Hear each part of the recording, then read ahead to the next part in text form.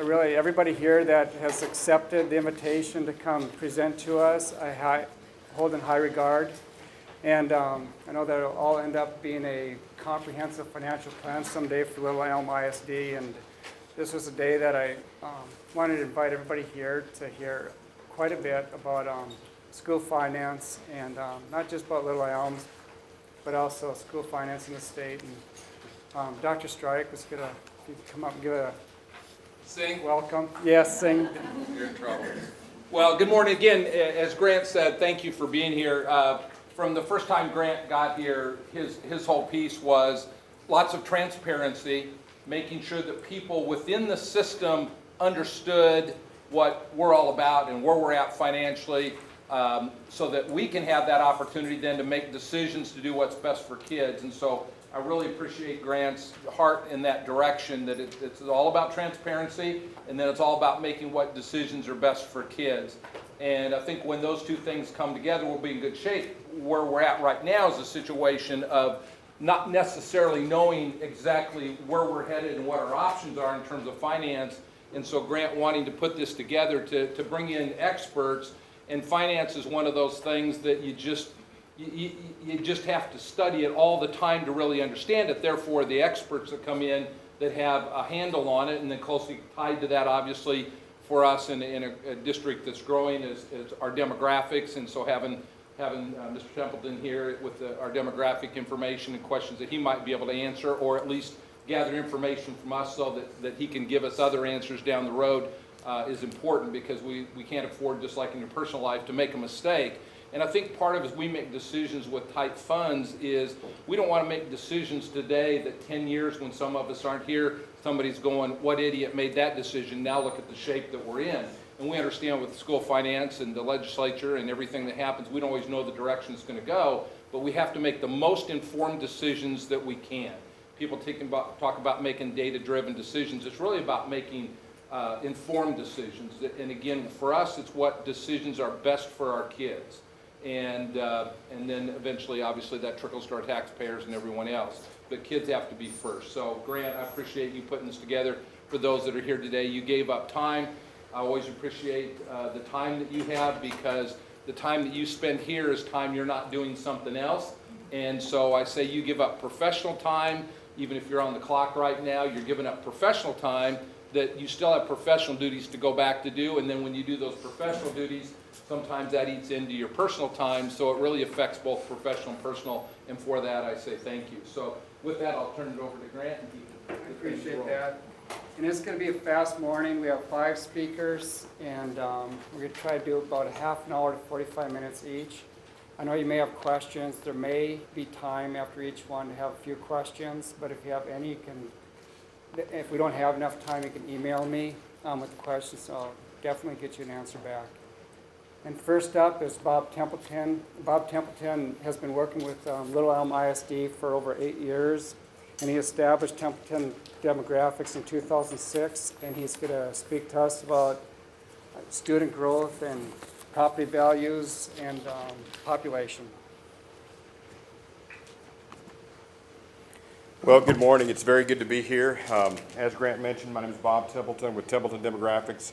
I grew up in a family of educators. Both my parents were superintendents, teachers, so I've grown up in the education environment, working with school districts for about the past 15 years in demographics and planning. The first part of my career in demographics and planning was with the Keller School District, where at that time we were adding about 2,000 kids a year, opening 2 to 3 schools a year during their heavy growth years. And then I started doing consulting as under Templeton Demographics in 2006. So this morning I'm going to bring to you our latest report for the Little Elm School District.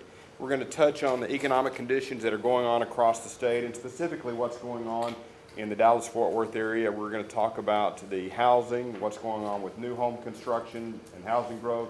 And then we're going to look at the enrollment projections. We're also going to take a long-range look to see what could the district look like in 15, 20 years as you start to get close to build-out. So definitely the district is still in a period where you're going to have significant change. touching on the economy, of course, you know Texas for the longest time has had the strongest economy in the country. We've been number one in job growth, number one in population growth for several years. We did have a little bit of slowdown in job growth during the last couple of months due to the change in the energy related to oil. So oil has caused a little bit of a slowdown related to Texas job growth, but still overall, the unemployment numbers for the state and for the region are very strong. The U.S. unemployment rate's at 5.6%. The Texas is at 4.2. Texas unemployment has been below the national rate for over 8 years. It's been 8 years since the state's unemployment rate has been above the national rate. The DFW MSA, that's Metropolitan Statistical Area's unemployment rate's at 4.0%, and the area of Little Elm, the town of Little Elm, is at 3.5. So when you get to that kind of unemployment rates, you're basically fully employed.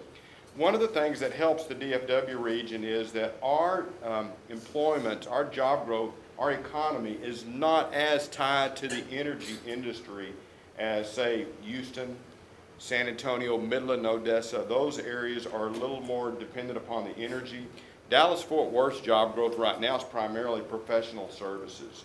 So it's the Toyota corporate headquarters that's coming to the Plano area.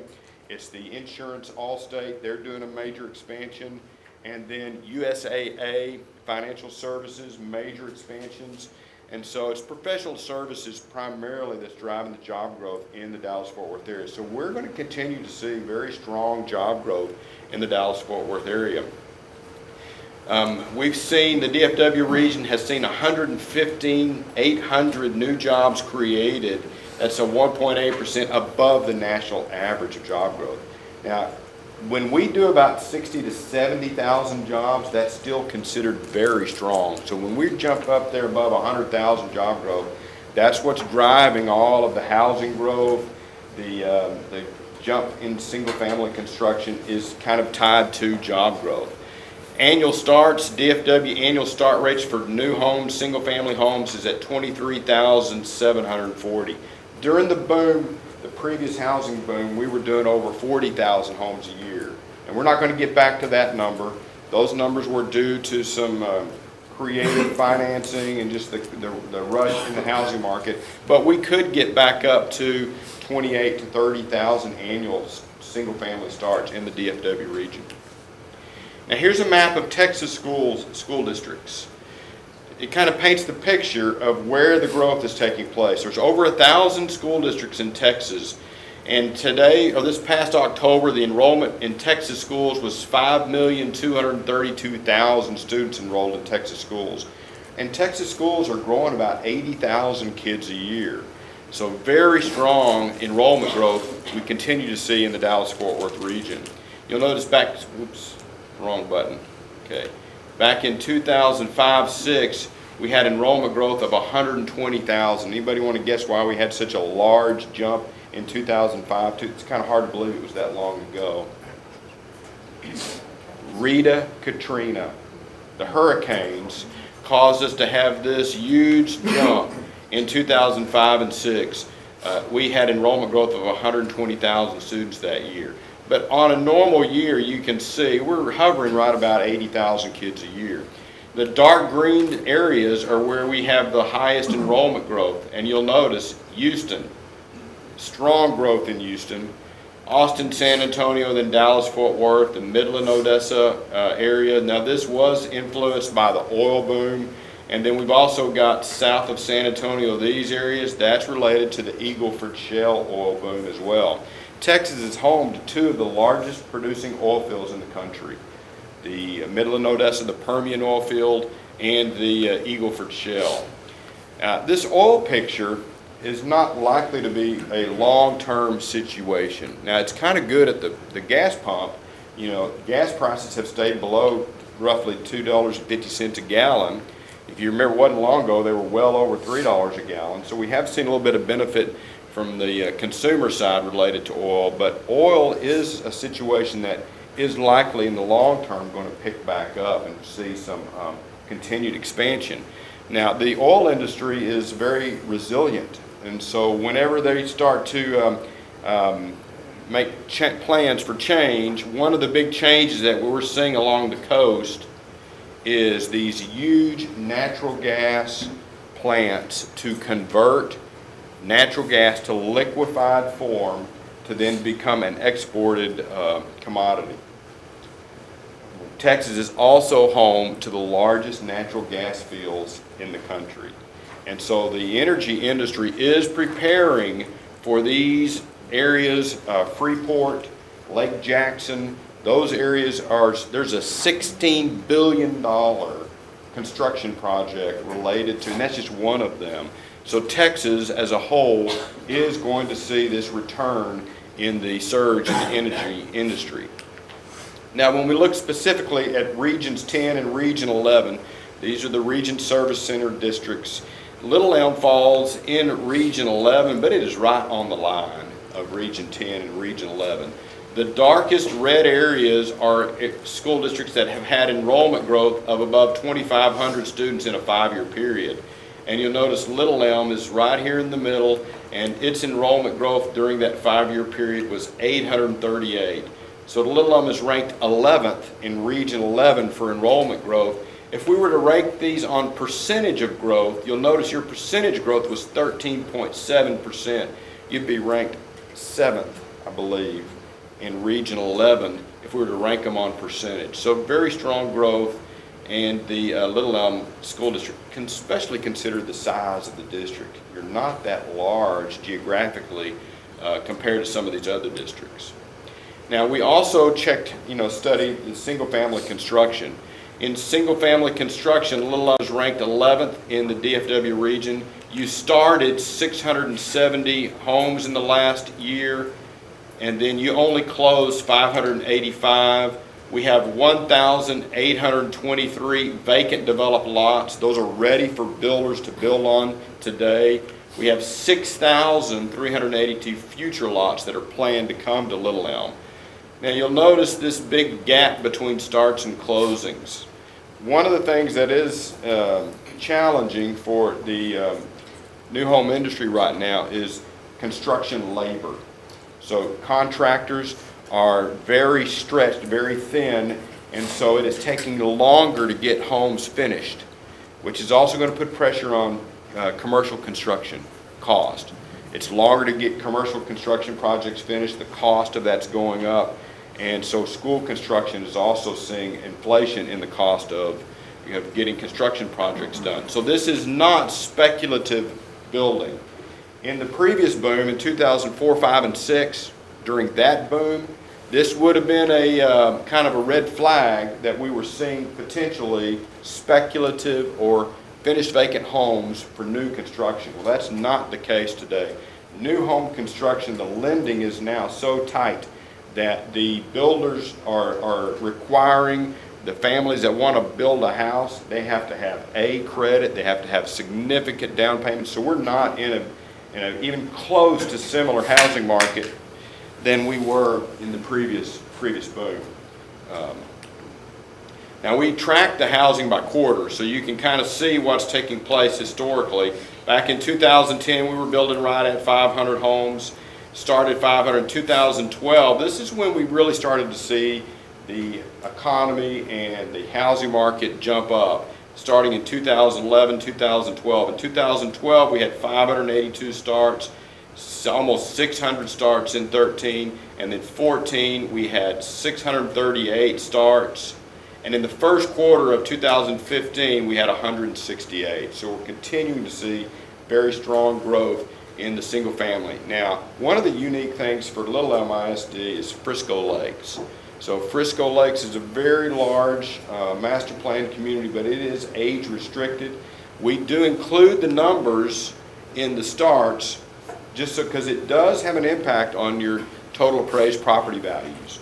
So your total appraised values are growing partially because of new home construction, and then this is causing some of that growth because of what's going on in Frisco Lakes. Now, here's a map of the school district, and it's giving you a picture of the top 10 subdivisions for single-family construction. Of course, number 1 is Frisco Lakes. They closed 138 homes in the last year. They had 29 closings in the quarter. They have 318 lots. The larger red circles are where we have the most single-family activity. So you'll notice it's spread out throughout the district, but there's significant single-family development going on in the STEM Academy zone. What's the name of that elementary? I apologize. Prestwick. Thank you. Prestwick Elementary. And then we've got significant up here in Lakeview and then over in Oak Point. So the single-family development is spread throughout the district. But for doing our enrollment projections, we take out the Frisco Lakes. We do not include that housing in our enrollment projections. So this is where the activity is taking place presently for single-family construction. Now we also use vacant developed lots to help us with where is the district going to grow in the next 2 to 4 years, because this is where the lots are for the builders to build. You'll notice the Tribute has 385 vacant developed lots. The opening of the Prestwick School definitely had an impact on housing in that area. It has accelerated the housing. And then we've got significant growth out here in the Oak Point zone for vacant developed lots. So we know that Prestwick, Oak Point, Lakeview, and Hackberry is going to see significant enrollment growth because of the vacant developed lots. Now we're also tracking futures. Futures are concept phases of future phases of existing developments. They're also brand new developments that are going to take place. One of the big ones that you're probably well aware of is Valencia on the Lake. The Valencia on the Lake is 1,236 lots. And so it will likely begin impacting the district, not in the 15-16 year, but in the 16-17 year. You will definitely be seeing significant numbers of homes being built in the Valencia on the Lake. They're going to be going through the development of the streets this next year, so it's going to be a little time before we see Valencia. But it is a development that will be high density, production builders. American Centurion is the developer, and they are a fast producing development. So this will, when it gets opened, we will likely see around 200 to 300 homes per year just from the Valencia on the Lake. So you can just imagine what that's going to do to the Lakeview's enrollment numbers when that gets going. Now we break out the housing. Now this table is just looking at housing that would produce kids. So you'll notice the numbers a little different here. It's because we've taken out the Frisco Lakes out of this data so that we're only looking at subdivisions that are going to impact. And what you'll notice is Hackberry is your #1 zone for new construction, 208 annual starts, and then you've got the Prestwick with 116, and then you've got 77 in Oak Point, 76 in Lakeview. But look at the futures. Oak Point has 2,200 futures, so at some point Oak Point is going to jump up that list, and we'll start to see significant increase in housing starts in Oak Point, and then the same for Lakeview because of the Valencia on the Lake.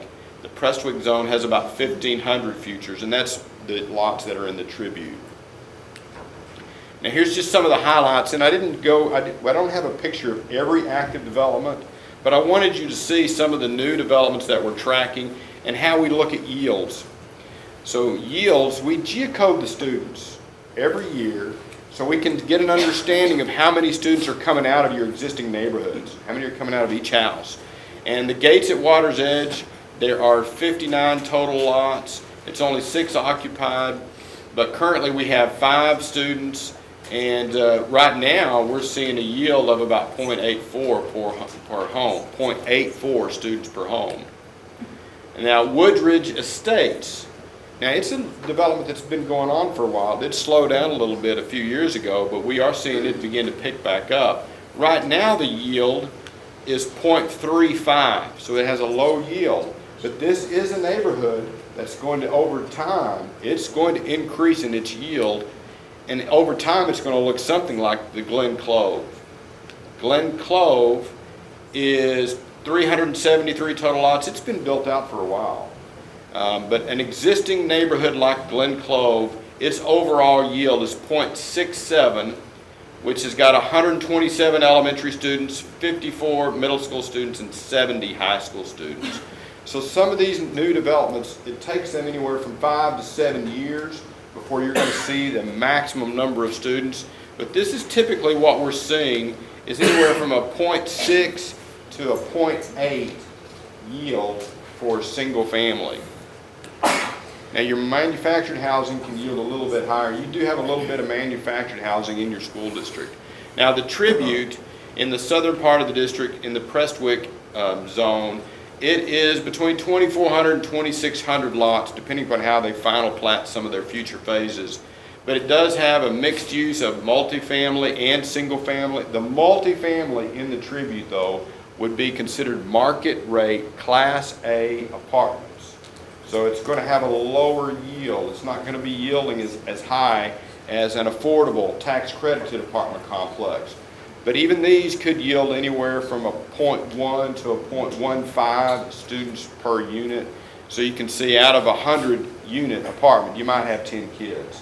So a low yield. Also, a lot of times the families that are in these Class A multifamily are what we call transitional families. They move to the area and get in an apartment complex until they find out where they want to buy a home or build a home. And so these likely then will transition to other areas within the district. We did see another apartment unit that's under consideration. The Palladium is just off of the main street, right across from the King Academy, and it's 240 units. It's also market rate, which would be a higher rent rate, and the developer anticipates the opening in the fall of 2016, so a little over a year from now. Now here's a look at your enrollment history. And the yellow is the largest grade per year, and the green is the second largest grade per year. And you'll notice overall you've been a very young district with your largest grades down here in the elementary grade levels. Your 9th grade in the last 2 years has become your largest grade. That's not uncommon. A lot of times 9th graders will pin up there just a little bit as they don't quite get enough credits to become sophomores. That is a common factor that happens at virtually all high schools in the state of Texas. But this past year, we grew 313 students, which is the largest growth year we've had in the last 5 years, which was about 4.7% enrollment growth. Our distribution, race and ethnic distribution, hasn't changed too much in the last 3 years. But I would point out that economically disadvantaged numbers have actually dropped a little bit. So we did see a decrease in the economically disadvantaged. Part of that's related to the economy. So as the economy has improved, the number of families that are on free and reduced lunch have also gone down. Also, the families that are moving to the district are not likely to be on free and reduced lunch. So it has dropped down to about 44%, and last year it was 47.7%. Now here's a look at our projections. We're forecasting a little bit of a pickup for next year. We're forecasting next year's enrollment to be at 7,292, which would be about a 4.9% enrollment growth. Over 5 years, we're forecasting that within 5 years you could be at 8,203 enrollment, which would cause the district to have grown about 1,253 students. Our 10-year forecast calls for growth of 2,495 students, which would put the district's enrollment at 9,445. One thing about your district, I'm very confident that you're going to hit these numbers. Extremely confident. The only question I have is it going to happen a little sooner or is it going to happen a little later? But because of the amount of vacant land and the vacant lots that you have for your school district, it's not a question of if you're going to hit 9,200 numbers. You're going to hit those numbers. The only question is it going to happen in 8, 10, or 12 years? Now, economies are cyclical. Housing markets are cyclical. That's where there could be some ebbs and flows a little bit. Any changes in lending can have a huge impact on how the housing market adjusts. But you are headed towards 9,500 students. Now, here's the same forecast broken down at the campus level. Now, we look at capacity in a couple of different ways. There's the functional number, which is what would be ideal for the building, and it's utilizing the classrooms as they were intended. It's having a normal kind of cafeteria schedule, and that's the difference between the functional. The maximum is if you cram every space and utilize every space to its maximum amount, and you're probably using some rooms that you really didn't intend to be used as classroom space. My wife was teaching in the Keller School District in those fast growth days, and they were using closets for the tutoring spaces. They were using the stage to do certain things, and I'm sure you have been in some of those situations in your school district here as well. But at the elementary level, Oak Point could be at 761 by 2017, and then you've got Hackberry at 760. So at the elementary level, you've got a little bit of time before you have some significant overcrowding at the elementary level. At the middle school level, now the STEM Academy, that's the split of those 6th, 7th, and 8th graders that are down in the Prestwick. So last year when they opened the STEM, it has kindergarten through 8th grade students down at the Prestwick Academy. So that this 407 and these numbers are those 6th, 7th, and 8th graders that are down at the Prestwick Academy. And then the Lakeside Middle School this past fall was at 1,181, and you can see it gets close to, and I actually should have highlighted this as yellow right in through here, but Lakeside Middle School is going to be at almost 1,500 students by 2019 in 5 years. At the high school, you've got 1,866 students this past fall. Now your high school number typically is the largest it's going to be in the fall or by the Christmas break. The high school numbers typically trail off just a little bit in the spring semesters, and that's also a factor that happens at just about all high schools in Texas. Your elementary numbers, on the other hand, they tend to climb all year long. So elementary families will move into an area and they will bring their kids and put them in school immediately, even if it's March or April. Maybe not see it in May, but at the high school level, those parents don't do that as much. So they typically will let the secondary kids finish the school year wherever they're at and then make the transition over the summer. Now your high school, so it is the secondary where I see that the district has some potential for some capacity issues that are going to hit you a little quicker than what you've got at the elementary level, because your high school is at 1,867. You're going to be at 2,200 kids by 2019. And I'm not exactly sure what your capacity is at the high school. I'll touch on capacity in another slide or two in just a little bit. But you can see by 2019, you're going to be at 2,200 high school students, and at the middle school, you're going to be right at almost 1,950 students at the middle school campuses. Now, what is all this doing to your appraised values? Well, definitely the growth is going to cause your total appraised value to grow. For a district like Little Elm, which is very similar to Keller, Eagle Mountain, a majority of your value is related to single family values. So you really don't have a lot of industry. You do have some commercial, a little bit of commercial, but it's the single family values that are going to drive your total appraised value.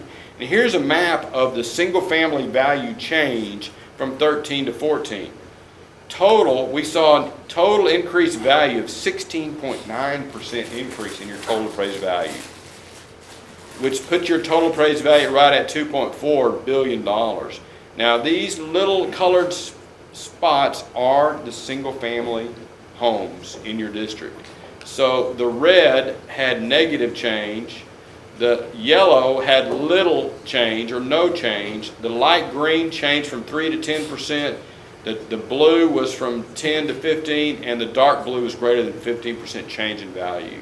So you'll notice these areas, all of these, or majority of the areas in the Chavez Lakeview zone all had growth between either 3 and 15%. same thing down in this area. So your overall values, as when the housing market is staying as strong as it is, your total appraised values are likely going to keep climbing because you're so closely tied to your single-family values. Districts that have a lot of mineral values, they are vulnerable to drops in the energy industry, but you do not have the mineral values in your school district like districts west of the Metroplex. Now, I also want to talk a little bit about build-out numbers. What could the district look like, you know, when we build out the major parcels of land?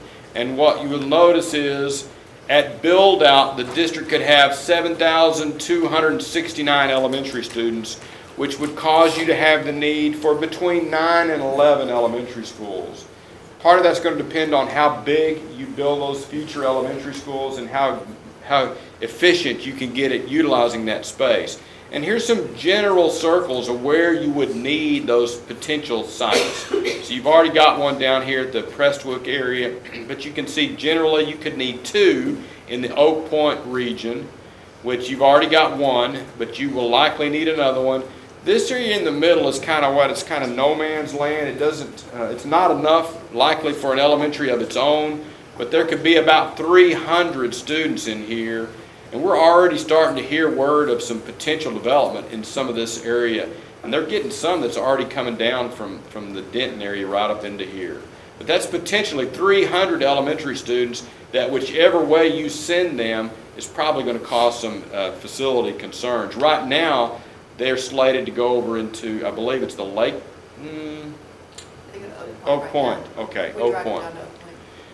But ultimately, anywhere from 7 to 9 elementary students. At the middle school or junior high grade group, potentially at build out, you could need junior high capacity for 3,295 junior high or middle school students. So roughly 3 middle schools would take care of your 3,300 middle school students. At high school, the district could be at 3,847 high school students. That's a challenging number. And you'll notice this is the same kind of challenge that Capel has. Capel's build-out is going to be very similar. Well, how many high schools does Capel have? 1. Because they're at that point where if they break off to go to 2 high schools, what does that do to your operation? Very inefficient. It's very inefficient to have 2 high schools that are only going to have about 1,400 students apiece in them, or 1,500 students.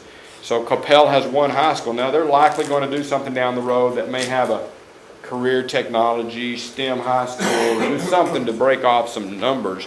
But you're going to be at a similar point down the road to where you're going to have about 3,800 students. Now, if you ask me how certain am I of this number, well, this number assumes that all the vacant land gets built. But I would tell you this, you're going to be within 10 to 15% of these numbers, even if it comes in lower. And so what's, you know, if we lose 10 to 15% of the high school build out, you're still going to be well over 3,200 students at your high school. So I didn't make a circle for the high schools because it's like, okay, do you do it with 1? Do you do it with 2? Do you do it with 1 and a STEM or 1 and a CATE? You're going to have some options that you're going to have to think about, but definitely now's the time to start thinking about those options. Once you make some of those decisions, it's kind of hard to change the course path on the high schools. I'll take Allen as an example. How does Allen get out? Even if they wanted to get out of a 1 high school situation, it would be very problematic. I'm saying it couldn't be done, but now you've got this mega campus. Well, if they decide to go to 2, now they've got a campus that's so big, what do they do with the other part of it? And so these are things that you'll need to kind of get ready for down the road. Here's that build-out comparison. At build-out, Little Elm would have about 14,410. Capel is 80% built out, and last year's enrollment was 11,358, and their build-out could be at about 14,000 as well. So very similar, and I use those because they were similar in size. That was the reason for the comparison, not any other thoughts about the 2 districts, just in comparison of size. Now I want to touch just a little bit on capacity. Building capacity is a complicated subject. building capacity, in my opinion, is something that should be evaluated every year. A lot of times, districts will state a capacity that was what the building was designed to do when the architect built the building, or when the architect designed the building. But over time, the programs can change, the classroom utilization can change. If a room goes from a special program classroom to a regular classroom that might have had 5 or 6 kids in its previous program, now it has 22, so that capacity is a function of the schedule and the program. At elementary, it's a little easier to figure your capacity. It's your number of regular classrooms times whatever yield you want to use, times either 22 for a maximum or maybe 18. But where you can get into trouble when you look at capacity is you have to create and make sure you have buffer. And when I use the word buffer, if you have 114 kids in a grade level, how many classrooms do you need if you want to stay within the 22 to 1? 114. 6. If you have 5, you've got 110. Now what happens to your utilization when you go just a little bit over and now you've got 114 kids in first grade? Your utilization is going to drop just because you got a little more. So you have to have that buffer so that you can take the ebbs and flows in your grade sizes. And that's where a lot of times districts will get in trouble, is they haven't allowed for buffer to give you that edge to get you through the larger grade size. Now secondary capacity, that is a very tricky thing to get to. It's not only your regular classrooms, but it's also your extracurricular, your band, your PE, your athletics, your fine arts. All of those get built into your calculation at a high school. You don't do that in an elementary. Your art room at an elementary does not help you with capacity, but it does at the secondary level. So it's a function of your schedule. Do teachers float?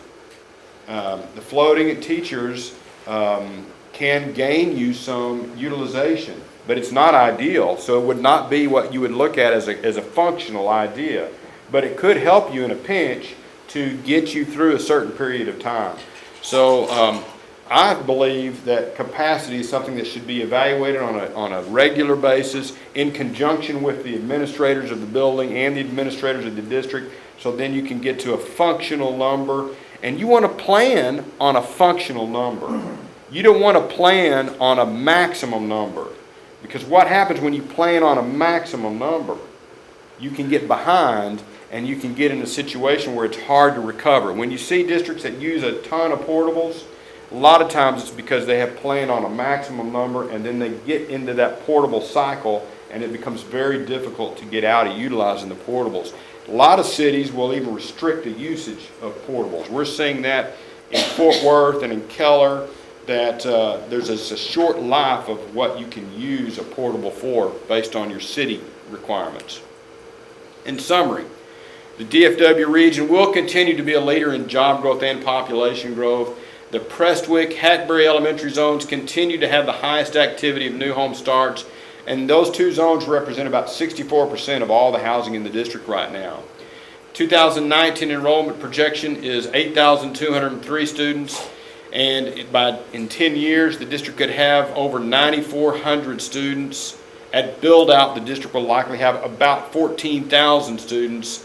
The district will be a growing district for at least 15 to 25 years is how long you could be a growing school district. And Derek Honey of RBC Capital is going to do our next presentation.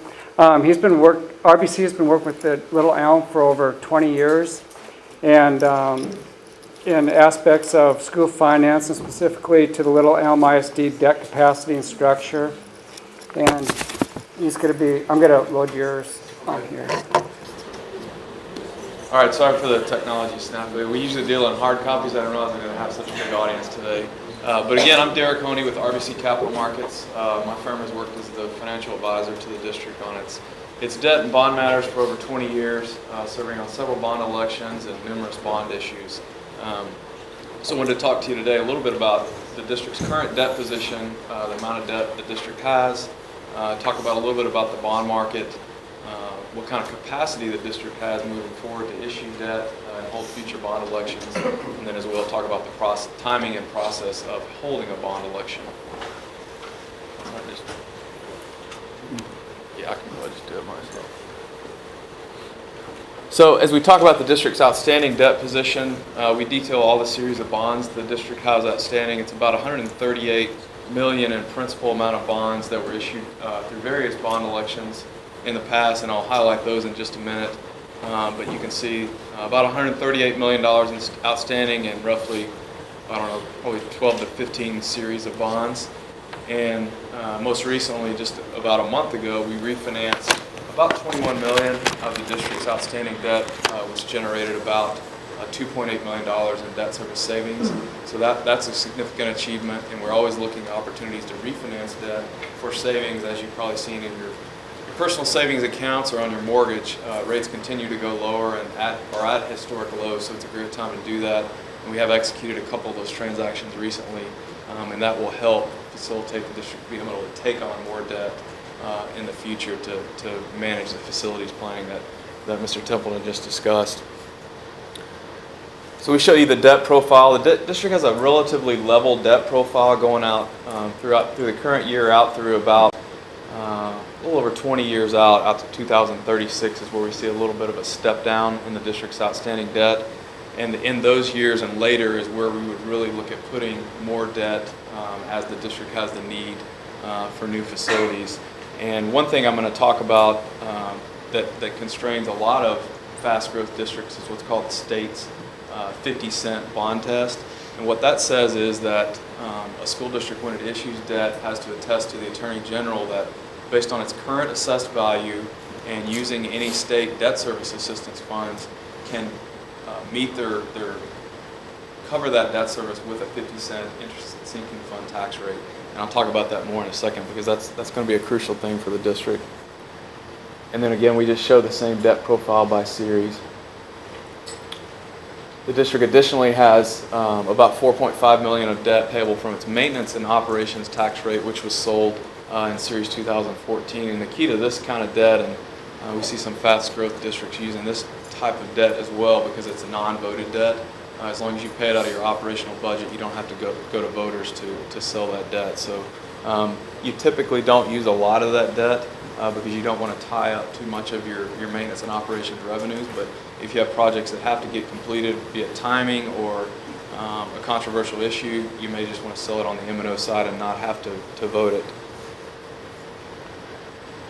And then one thing that is also key for fast growth districts is the type of bonds that you sell. There's two types of bonds that we typically sell for school districts. One is called a current interest bond, and that's typical like a T-bond or a corporate bond that pays semi-annual interest to the investor.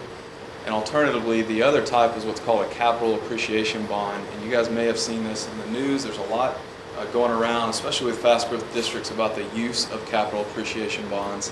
And there's been a lot of bills in the legislature over the last few sessions about restricting or prohibiting the use of capital appreciation bonds for school districts, and there's one pending now.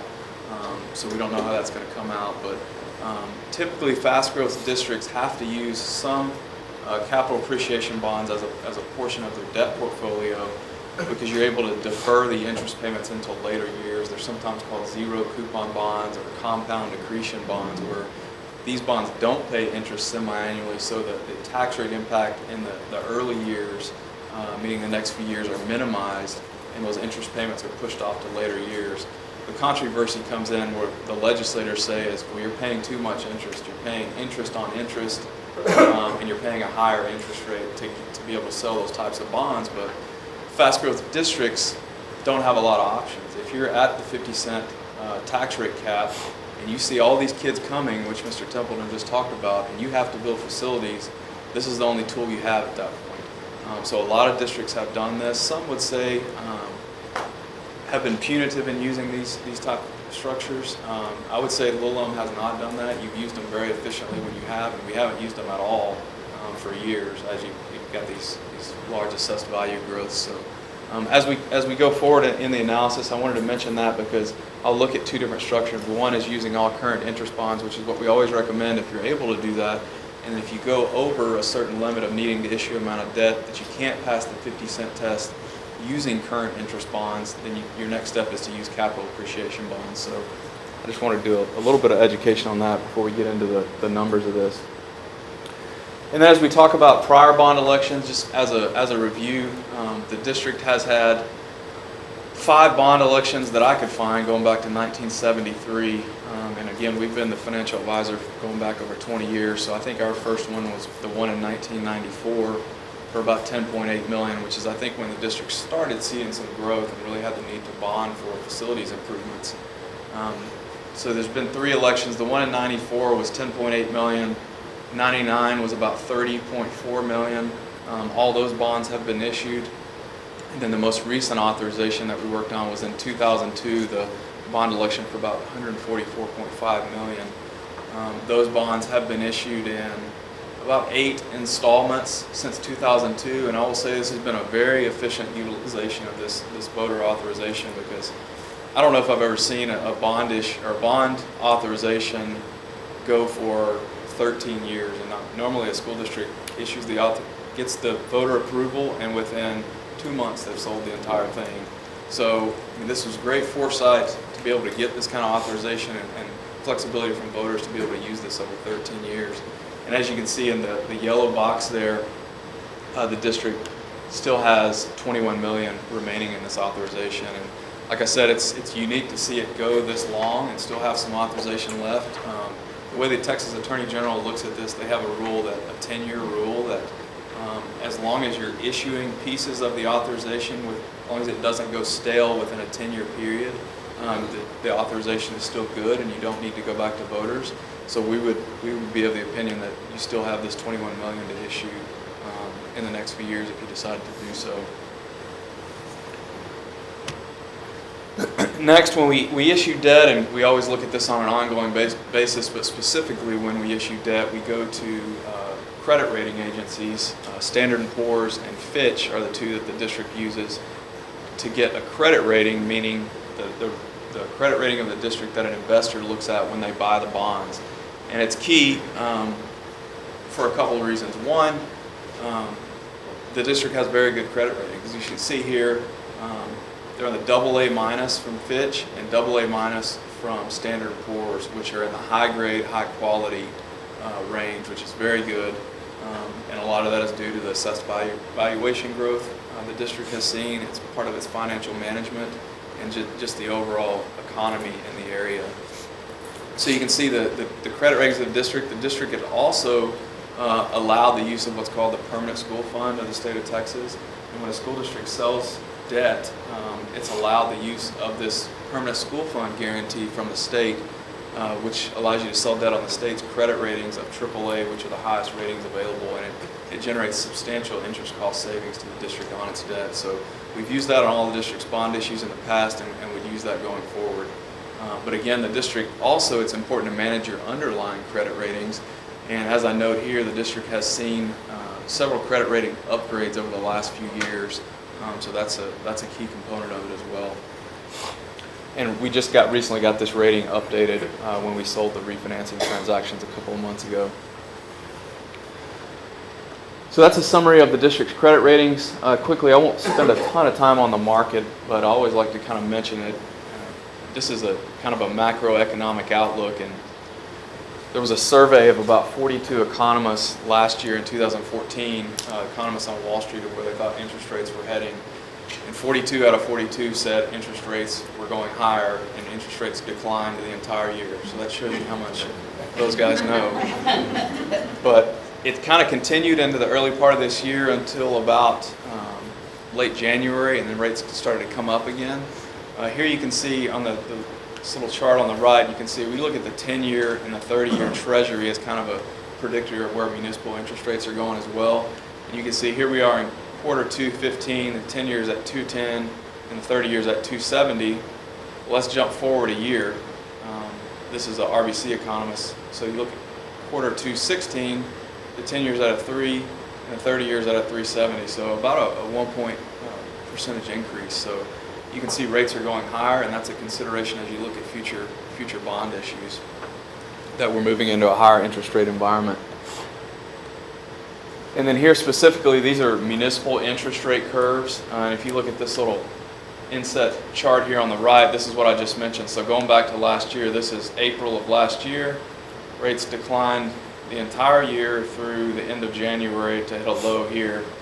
Shot back up early this year, came back down in March, leveled out, and have since come back up again. So there's a lot of volatility in the market, but we do feel that rates are moving higher, moving into the next year and 2 years as we move out of this low interest rate environment and the economy continues to take off. So that's just a consideration as you plan future debt of where interest rates are headed. This is a more historical look at municipal interest rates. This goes back to 1960. This is kind of an index of just a general muni interest rate. And you can see the yellow line is today's rate of 3.62, and that's near the all-time low. And you can see this bottom bullet point here. Today's 3.62% level is lower than 90% of historical rates going back to 1961. So you can see over 50 plus years, only 10% of the time have interest rates been lower. So a good time to be thinking about debt if the district decides to do so. And again, this is a summary of the capacity of the permanent school fund guarantee that I mentioned. There's about 18 billion available for guarantee. There's been times where this guarantee has been out of capacity and school districts have had to issue debt on their underlying credit rating. But as you can see right now, there's plenty of capacity, so any future bond issues should qualify for the guarantee. So section 3 here is really where I wanted to spend the most time as we start looking at facilities needs and what can the district bond for if it needs to do so. So we took a look at 4 scenarios here. Scenario 1 is just what's the tax rate impact of the district's existing debt, not layering on any new debt, no new bond elections. What does it look like? Scenario 2 would be, what if we issue the $21 million in remaining authorization now? What kind of impact would that have to the district's tax rate? And then scenario 3, what if we issue the $21 million and then we issue the maximum amount of debt that you can issue right now and pass the 50-cent test with the Attorney General utilizing all current interest bonds, which is the most efficient structure you can use and what we generally recommend. Scenario 4, we took it a step further and said, okay, let's do the $21 million, issue the $35 million in current interest bonds, and then add on capital appreciation bonds to get you to the overall maximum, just what you can legally issue, not taking into account the most efficient debt structure. So that would be about $60 million. So scenario 3 would get the district about $56 million, and then scenario 4 would get the district $81 million. And again, scenario 4 is not recommended because it uses a lot of capital appreciation bonds, and that's not what we want to do. But if you get really constrained and you have to build right now, looking at it in the current environment, that's what the district could do. A lot of assumptions here that went into our analysis. I won't go through all these. The key ones are the first sale, the $21 million would be in February of next year, and then the additional debt, either the $35 or $60 million, would come the following year in February of 2017. And obviously that can change, but for purposes of our analysis, that's what we looked at. And then really the key assumption that drives our analysis of what the district can bond for is your assessed valuation growth. And I'll show you in just a second what that's looked like historically, but our analysis assumes 7.5% growth for each of the next 2 years, and then 5% growth for the following 3 years, which is high in my regard from what we historically have done, but looking at your average growth, I'm comfortable with it, and I think it's something you'll probably exceed on your growth assumptions. And the final bullet point there is just some verbiage about the 50-cent test, which I mentioned. And what we see happening is the district is going to get to a point next year where it's considered property wealthy, meaning you have more assessed value, or you get to the wealth levels from the state to where they don't provide debt service assistance on your outstanding debt. So as you look at passing that 50-cent bond test, the law allows you to pledge any of those funds if you get them, but the district won't get them. So it becomes more of a challenge to pass that test based on your assessed value alone and not taking into account any state debt service assistance. This page is a summary of the district's historical assessed valuation growth and then the projections that we're using. So these darker blue bars are the historical growth, which you can see has grown at really high rates. And these numbers are probably too small for you to see down here, but there's only been 1 year of negative growth, and this was in the financial recession in 2010-11. The district declined by about 3.5%. Then grew 8%. And it was basically flat in 12 and 13, and then started the real growth over the last 3 years. So in 13, 9.5% growth, 14, 15.6% growth, and then the preliminary value this year is around 16% again. So looking back 4 or 5 years ago when we were looking at this future facilities planning, the district was so constrained it wasn't even consideration could you go out and issue bonds, because we were looking at this flat growth. You were at 50 cents, couldn't pass the 50-cent test. There wasn't much to be done really. Now, with these last 3 years of growth, 9, 15, 16%, it really looks a lot different, and it will continue to look better each year as you get these big assessed valuation growth numbers. So these gray bars here, just to show you what those numbers look like. Over a 10-year period, the district's average value growth is 9%. Over a 5-year period, it's 10%. And then as I mentioned, over the last 3 years, the average growth would be 14%. So that's what we look at as we come up with our assumptions of how to model your debt position up going forward. So we assumed, again, 7.5% growth the next 2 years, and then 5% growth over the following 3 years, which would be an average of 6% annual growth over 5 years, which I typically stop at 5% growth for each of 5 years as kind of a high-end growth assumption. But with the district's growth, historical growth levels, I think you'll exceed these numbers. So that's how we drive our assumptions, and then again, here are the results of the 4 scenarios we looked at. Again, scenario 1 is just, actually I'm going to flip forward, give you a little more detail. So there's a lot of numbers on this page, but this is just scenario 1 of what the district's current tax rate, projected tax rate would look like, assuming no issuance of additional debt. And this is the key column here, column L. This is the projected tax rate taken into account, that assessed valuation growth going forward. So you can see right here in 15-16, next year the district's tax rate is projected to be about 41.5 cents based on your preliminary growth. You're at 50 cents now, so you can see without any additional debt, the district's going to see pretty steep declines in your INS tax rate. You can see going forward it just declines thereafter to 39 cents, 36, 35, and then get leveling out around 29 here, and the district's total debt would be paid off in 2042. And, you know, it's daunting trying to pass the 50-cent test as a fast growth district, but I would say that the district is set up pretty well, about as well as you can be, to manage it. You know, you're not at a level tax rate here. You got a declining tax rate and a relatively fast amortization for a fast growth school district to be able to layer in future debt to meet your facilities needs. Now, it's going to be a challenge to meet that 50-cent test, and I will mention that there's several things going on in the legislature. One, there's a bill to increase the 50-cent test to a 60-cent tax rate for fast growth districts, which that's a pretty good increase. It's a 20% increase. And then, but conversely, there are some bills to prohibit use of capital appreciation bonds, which would be a negative as well. So we're continuing to watch those things, and they should shake out over the next month as the legislature finalizes everything. So that's what it would look like with no existing debt. Scenario 2 here is what it would look like with just the $21 million. You can see the tax rate here this assumes we'd sell the debt next February, and the first payment would be in the following fiscal year. And then that tax rate would go to about 44.7 cents.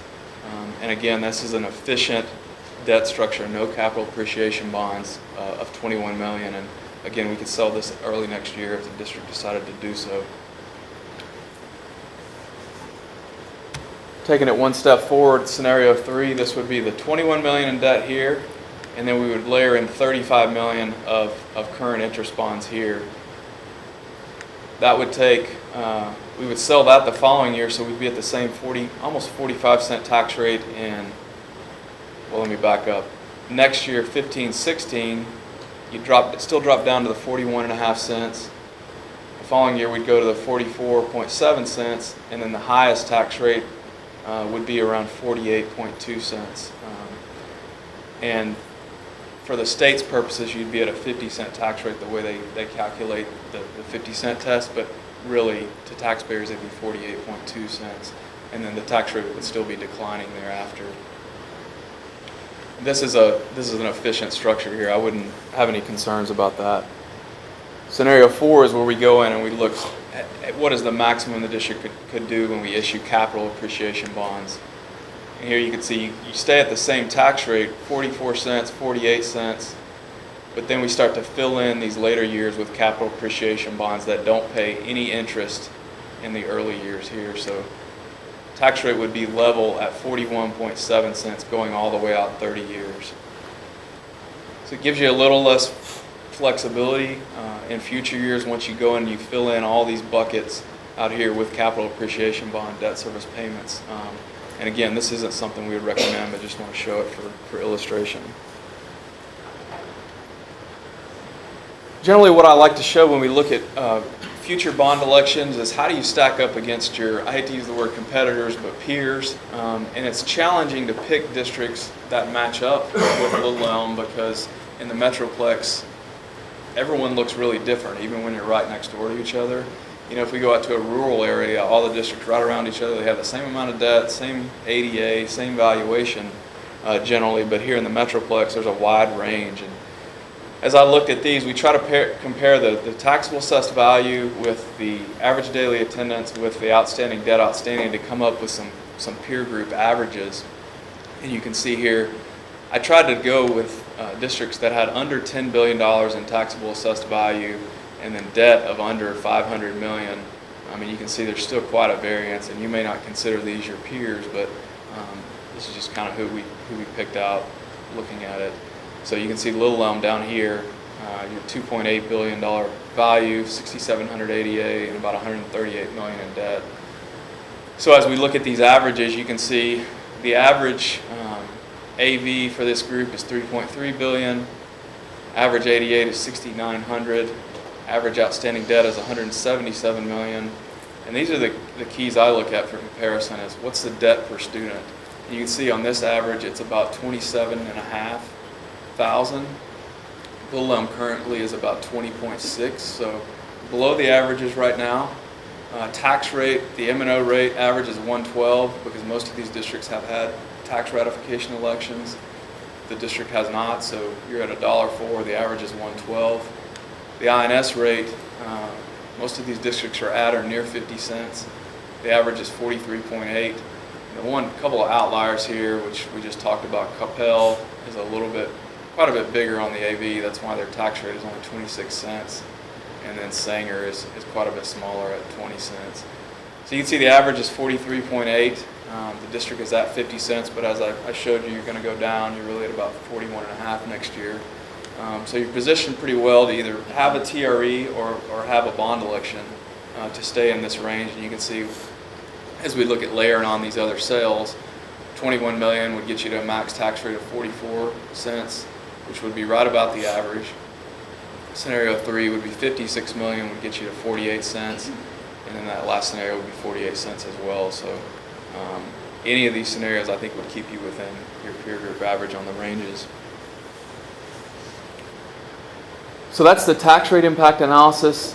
Quickly, just to talk about timing, school districts are limited to holding bond elections on the uniform election dates, either May or November.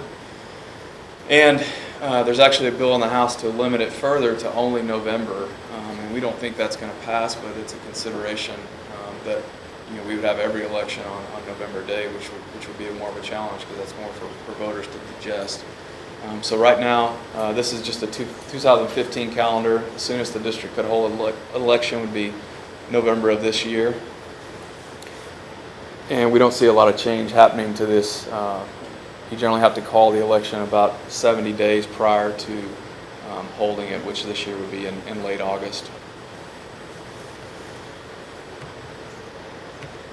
And then the last section here, I won't go through this in detail, but as the district starts considering a bond election, just some of the things we'd like to provide as a primer and things to think about. Obviously develop background demographic information, student growth projections, which you've done that. We just heard about that. Determine facility needs. That would be the next thing that we need as we refine our analysis of, okay, this is what you can do. What buildings do you need? What do you have to have? What are wants? What are needs kind of thing? And then we can refine our analysis and find a way to get you there, or alternatively say you can't do it because of the 50-cent test. But that would be next. Determine facility needs. Number 3 here, assess, monitor community attitudes toward the district and the bond election. You know, as we look back over the last few election cycles, the voters have been really kind to school districts, and I think the last cycle there was like $5 billion on the ballot, and about 93% of those elections passed. So very favorable outcomes for school districts recently. Some of this is a little further down the road: complete vote analysis, establish polling places, voter registration campaigns, determine optimal timing of bond election. Again, this isn't as key as it used to be because elections have to be held in either May or November, and the only thing you can really do is there was a controversial thing on the ballot for a city or a college or something in the area. You might want to avoid that, but timing isn't as key as it used to be because we used to could hold elections on really any date.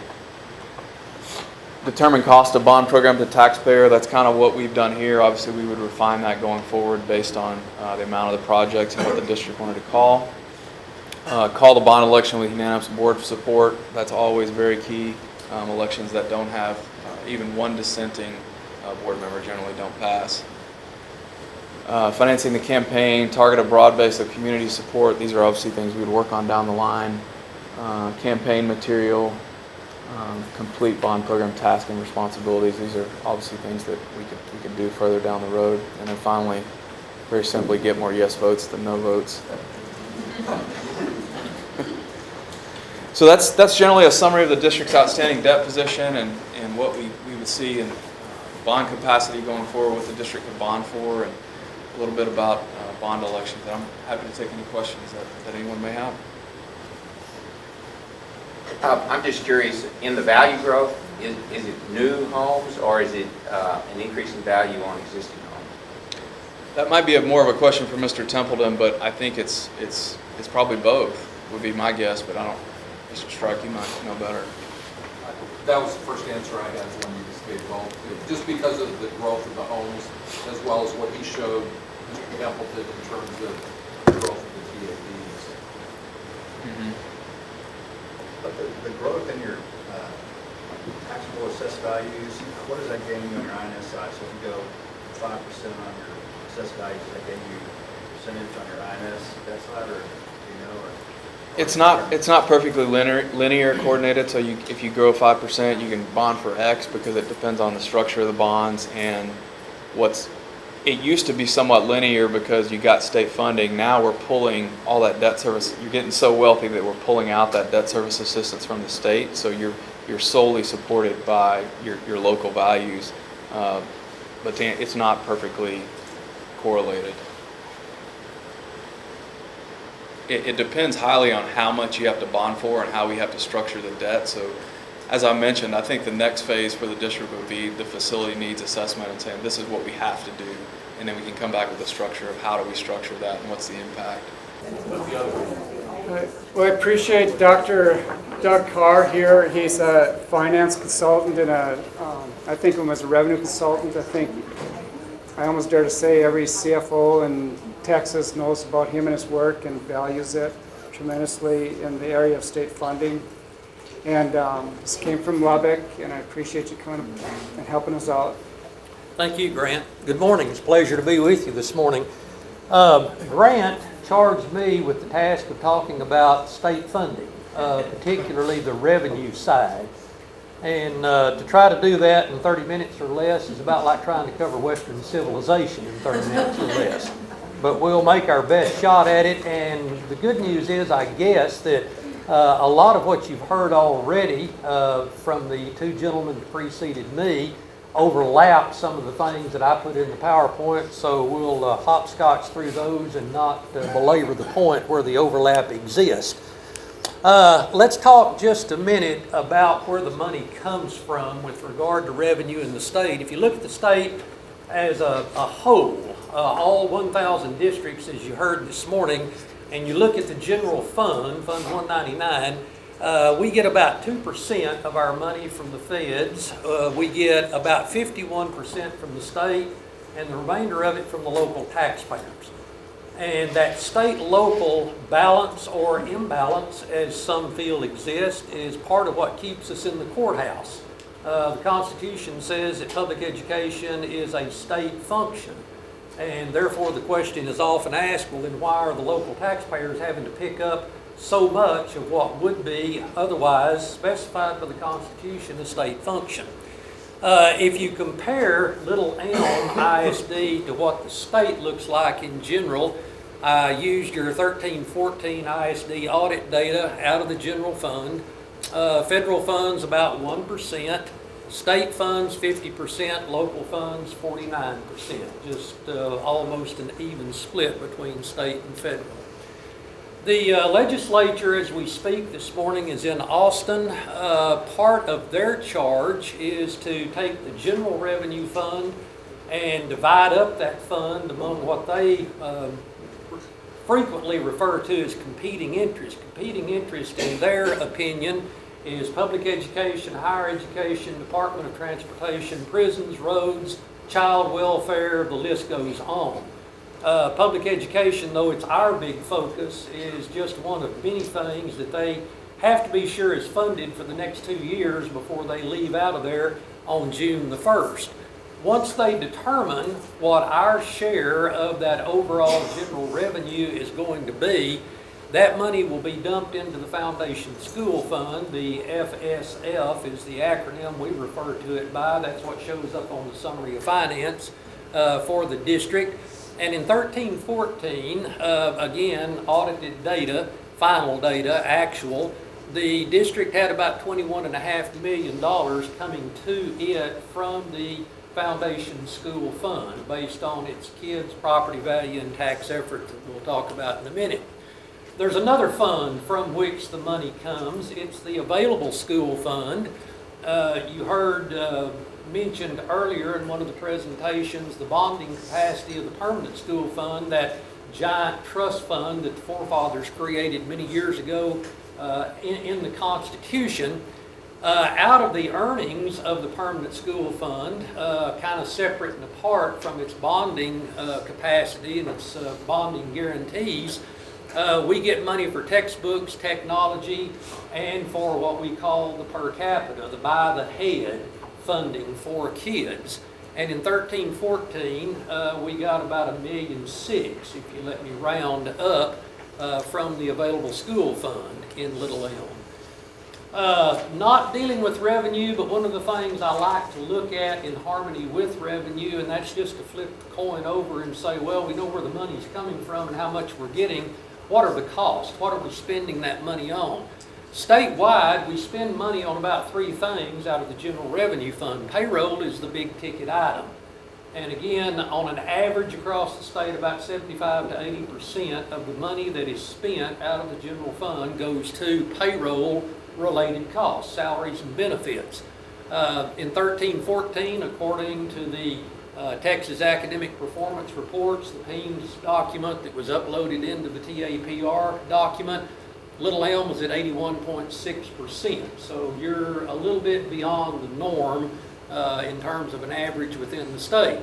Your average teacher salary in 13-14 was a little over $51,000. The statewide average is a little over $49,000. Fixed costs, the other item we spend money on, utilities, insurance, contracted services, about 15 to 18% of the general fund goes for that, and about 2 to 10% goes for the things that the campuses deal with, that's travel and supplies and materials. The whole point of putting that up there, if you think about that, is just a 3-piece pie, as that payroll piece gets bigger and bigger, the other two pieces tend to shrink in size. And when you finally get to the point that one or two of those pieces crowd out the third piece, or the second and the third piece, then you're dipping into fund balance for recurring cost, which we were always taught starts the beginning of the end, if you'll allow me to put it that way. So you have to run a balance, you have to maintain a balance between what you're spending based on the revenue that you're getting, so that you can balance current year revenues with current year expenses to finance current year programs. Little Elm, out of the two kinds of school districts that we have in the state, Little Elm is a Chapter 42 district. We have property wealthy districts that we finance through the provisions in Chapter 41 of the Texas Education Code. Those are the districts that currently are above $504,000 wealth per WADA. Little Elm is not there. Based on the 13-14 numbers, you were at 238,119. When you take your property wealth from the state and divide it by the weighted average daily attendance, it's calculated from the kids in the weighted programs in the funding formula. So you've got a ways to go before you reach that first Chapter 41 threshold of $319,500. Value growth continues, kid growth does not keep up. That's generally how a school reaches Chapter 41, very quickly. Now, one of the things I want to focus on, because I think I'm talking to some folks, in fact, if you don't mind my asking, how many of you deal with student issues such as student attendance accounting or PEIMS? Anybody in the room? Okay, all right. Whether you realize it or not, you guys pretty much have control of the district, believe it or not. By the time your work gets to the superintendent and to Grant, my saying is always the goose is cooked. It may be undercooked, it may be overcooked, it may be just right, but you guys are the ones that are putting the data into the computers that we're uploading into PEIMS that we're using to finance this operation. So accuracy of your work is extremely important in terms of the attendance accounting and the PEIMS reporting that we do throughout the year. Let me talk to you just a minute with regard to the way the school funding system works. It's not so complex, but yet it is. We are driven by three things, student counts being one of those, and it's real easy to wrap your mind around. As kids go up, state aid goes up. It's a correlated relationship, a direct correlation. Property values, you've heard a lot in the last two presentations about the local property value, but in state funding we deal with not only the local value for tax effort purposes, down on the very bottom right there, we multiply the tax rate by that local value to determine the tax effort, the dollars collected each year by the school district. But running side by side with that is a value that is established by the comptroller's office. In a perfect world, those are very close together, maybe even the same value, but we don't live in a perfect world in most of the 1,000 plus school districts, so you've got a little discrepancy between the two generally, which is partially brought on by the fact that the comptroller value is a year old.